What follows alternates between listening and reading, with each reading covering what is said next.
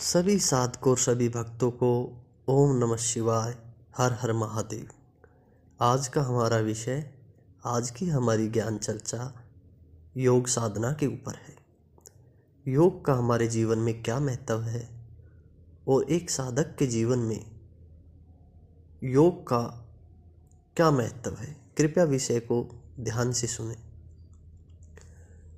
साधकों, योग शब्द का सामान्य अर्थ जो होता है वह होता है जुड़ना, मिलना, युक्त होना या एकत्रित करना।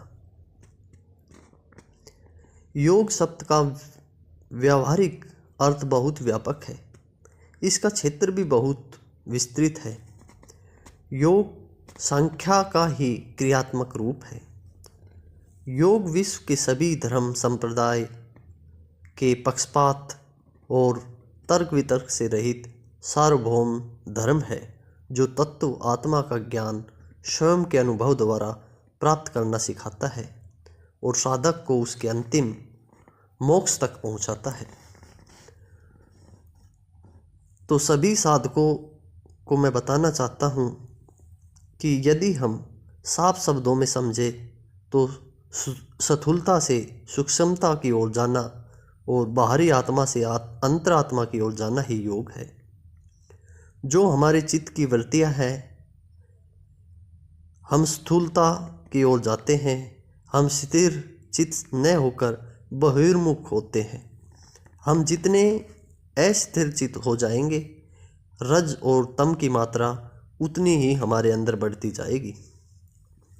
लेकिन जब हम चित्त को अंतर्मुखी करते जाएंगे, तब हमारे अंदर उतने ही सत अर्थात सम्यक ज्ञान और सम्यक दर्शन का प्रादुर्भाव होता जाएगा और आत्म दर्शन प्राप्त कर निर्विकल्प अवस्था को प्राप्त कर सकेंगे।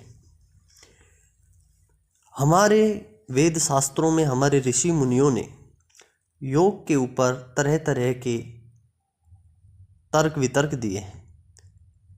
किन्हीं शास्त्री बंधुओं ने जीवात्मा और परमात्मा का संपूर्ण रूप से मिलना ही योग बताया है, तो किन्हीं ने देहात्मा बुद्धि त्याग कर अर्थात शरीर से मम तत्व हटाकर आत्म भाव उत्पन्न करना ही योग बताया है।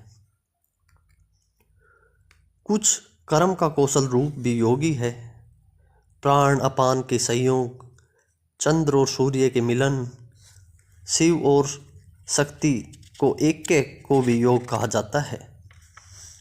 सभी साधक जो भी है, जो इस मार्ग में चल रहे हैं, योग का भी हमारे जीवन में उतना ही महत्व है।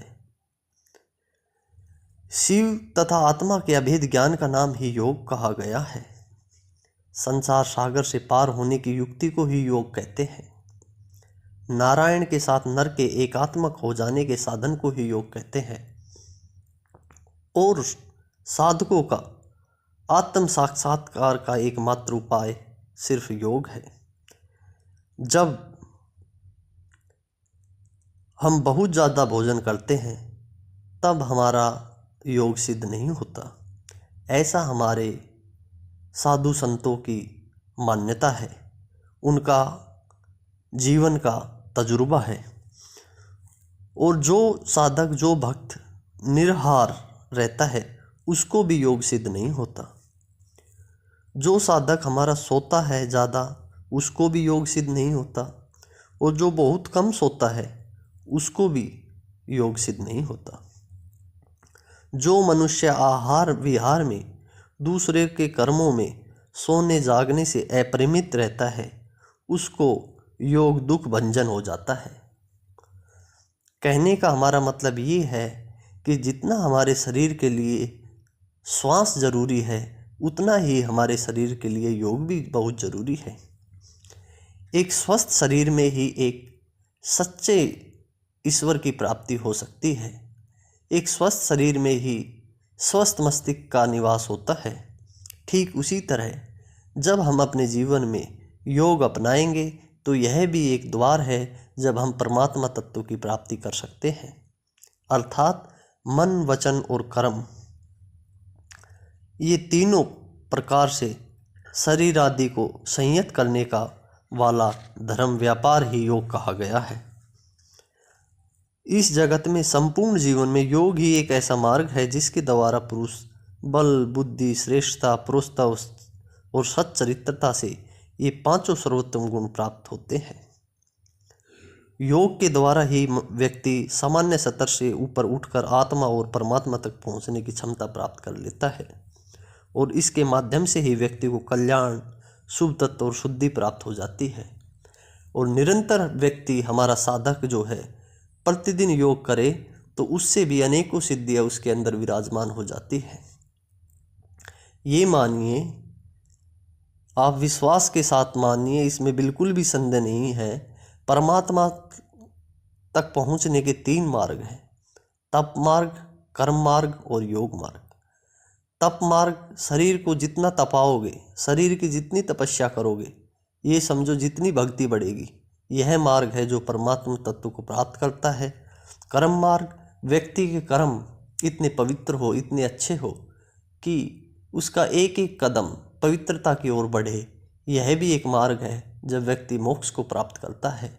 और तीसरा जो मार्ग है, योग है, अष्टांग सिद्ध योग, जो बड़े बड़े ऋषि मुनियों ने किया है। योग भी एक ऐसी विद्या है जिससे आप प्रभु को प्राप्त कर सकते हो। तो आज का हमारा सत्संग, आज की हमारी वीडियो आपको कैसी लगी ज़रूर बताएं। सभी साधकों को ओम नमः शिवाय, हर हर महादेव।